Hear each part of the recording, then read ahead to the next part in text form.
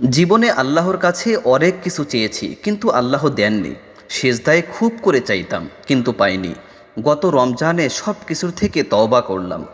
তার আগেই মিজানুর রহমান আজহারে হুজুরের এক ওয়াজ শুনছিলাম, যে বেশি বেশি ইস্তেগফার করবে আল্লাহ তার সব দোয়া কবুল করে নেবেন। তিনি মুস্তাজাবুদ দাওয়া হয়ে যাবে।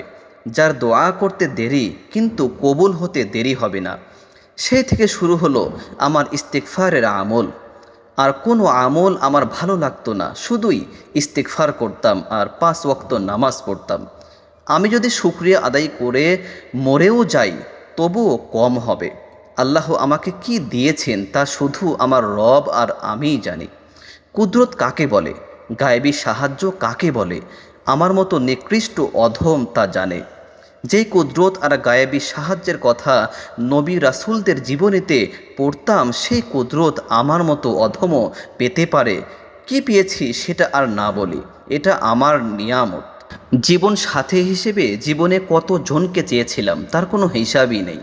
আল্লাহ কাউকে দেননি। আলহামদুলিল্লাহ, শুকরিয়া আল্লাহর দরবারে যে আল্লাহ আমাকে যেমন জীবন সাথী দিয়েছেন তার যোগ্য আমি না।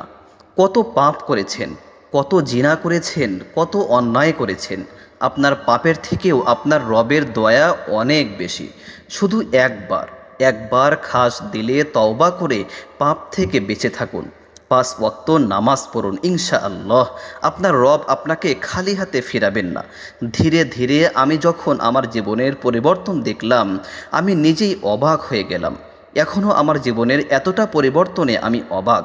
আমাকে যারা ছোট করত, কষ্ট দিত, তাদের থেকে আল্লাহ সুবহানাহু ওয়া তাআলা আমাকে অনেক সম্মানিত করেছেন। তাদের থেকে আল্লাহ সুবহানাহু ওয়া তাআলা আমাকে অনেক ভালো রেখেছেন। শুকরিয়া আল্লাহর দরবারে, আলহামদুলিল্লাহ।